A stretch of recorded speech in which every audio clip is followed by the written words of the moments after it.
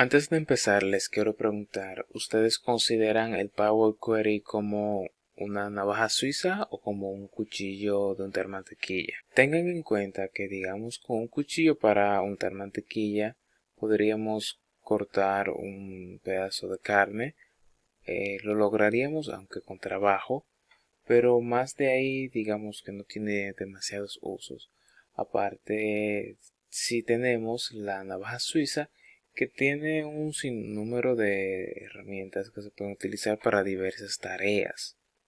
Dicho esto, vamos a ver algunas comparaciones con lenguajes de programación. Aquí tenemos C Sharp.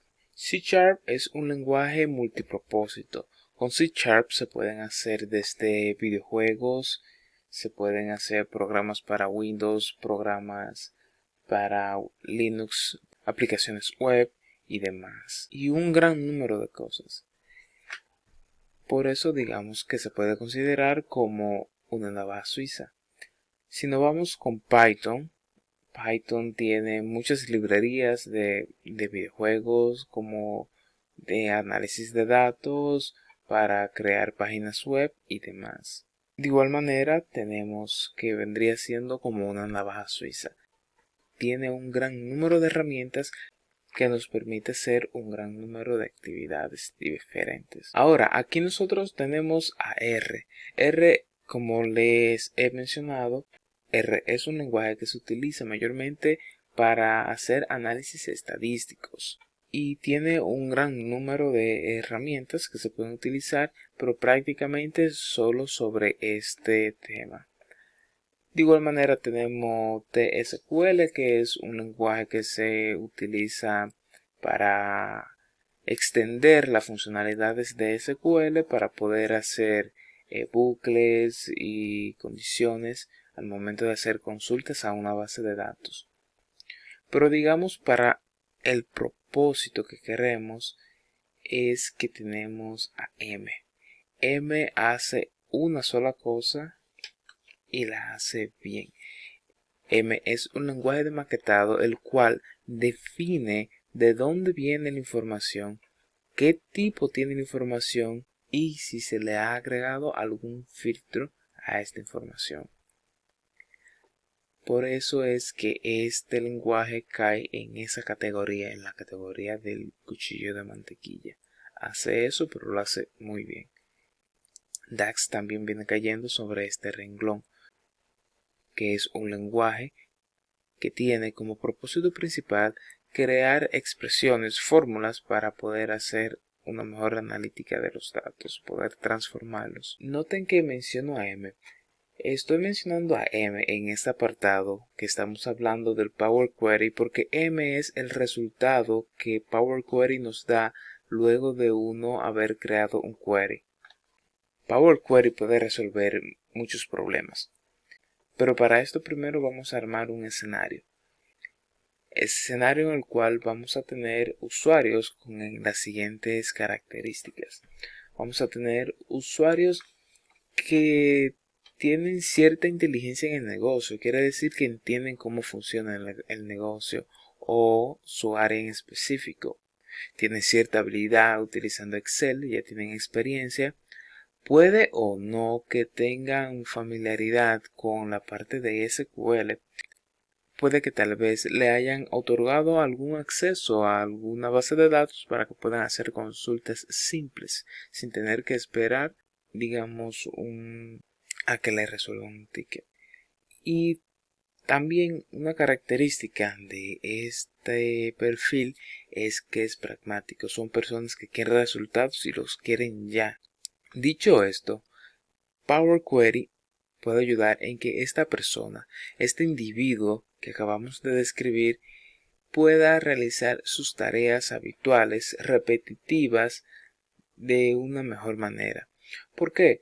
Porque estas personas normalmente tienen que trabajar datos, digamos, semanalmente, mensualmente, y es la misma tarea. Tienen que trabajar sobre los mismos datos, pero de un periodo diferente, pero tienen que hacerle la misma manipulación, las mismas transformaciones.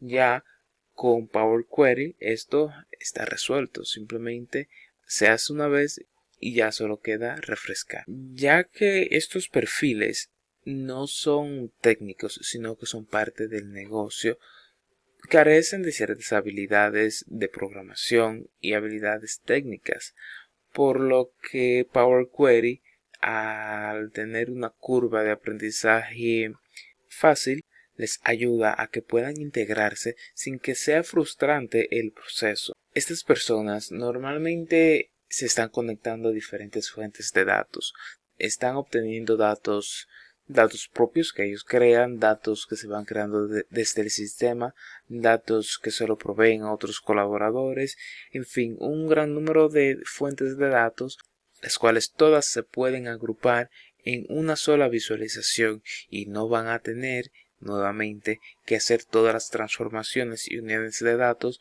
para poder tener el resultado. Por último, el soporte de tecnología.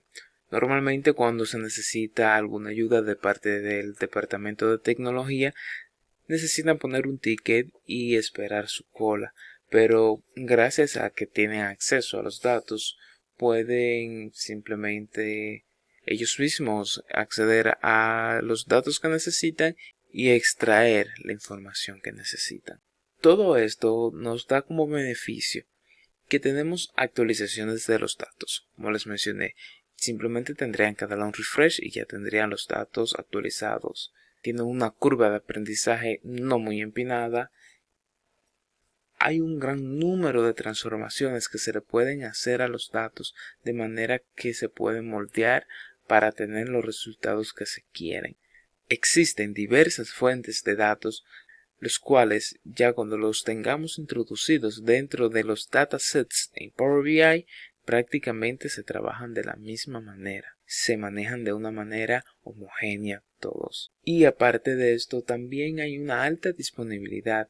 Power Query nosotros lo estamos trabajando en Power BI porque de eso se trata el curso, pero Power Query está incorporado en Excel e incluso está incorporado en el Analysis Service, en el SSAS. Ahora bien, no quiere decir que esta herramienta está hecha para hacer cualquier tipo de tareas. Como les mencioné, Power Query viene siendo un cuchillo de untar mantequilla, no una herramienta suiza. Si necesitamos hacer auditoría y logs de las transformaciones del flujo de los datos que estamos teniendo y cada una de las actividades que se van realizando cada vez que estamos trabajando con la información, pues no sería la herramienta correcta. Ya ahí está la parte del Integration Service y el Analysis Service, que puede ser muy útil para esta parte. Los tipos de datos estrictos, que aunque como les mencioné, cuando estamos trabajando con datos estructurados, Power BI puede coger esos datos e interpretarlos. Pero ¿qué sucede? Power BI tiene algunos 9 tipos de datos, cuando hay otras plataformas que pueden tener hasta más de 20. Digamos que puedan tener de tipo numérico, pueden tener algunos 5 tipos de datos de número y son diferentes. Power BI maneja uno. En ese escenario, si necesitas establecer que cada uno de esos datos venga con ese tipo particular, pues no sería la herramienta correcta. El rendimiento. Hablo del rendimiento, pero estoy hablando del Power Query, o sea, del código M, no de Power BI en general. Digamos que en esta parte del código M, si tienes algo ya muy robusto, digamos que le has hecho varios pasos, al final el rendimiento puede que no sea el idóneo. A diferencia de otras plataformas, claro, no es que tampoco va a ser demasiado lento, pero a comparación de otras herramientas para ese propósito específico, pues son mejores. La preparación de datos no lineal. Aquí des en cuenta que cuando obtenemos los datos y hacemos transformaciones, estamos trabajando de ellos de una manera lineal. Hacemos una transformación de filtro, a la cual después le hacemos una transformación para desacoplar las columnas, al final hacemos una última transformación y cada transformación va sucediendo una después de la otra. Pero si tenemos algo como esto en nuestras transformaciones, que no es lineal, o sea, que vienen siendo como pequeñas transformaciones que al fin y al cabo van a emerger en una sola, pues no sería el caso para utilizar Power Query. O también que va de la mano con el rendimiento si tenemos muchos pasos en nuestro query. Ya con esto podemos identificar cuándo es y cuándo no recomendable el uso del Power Query.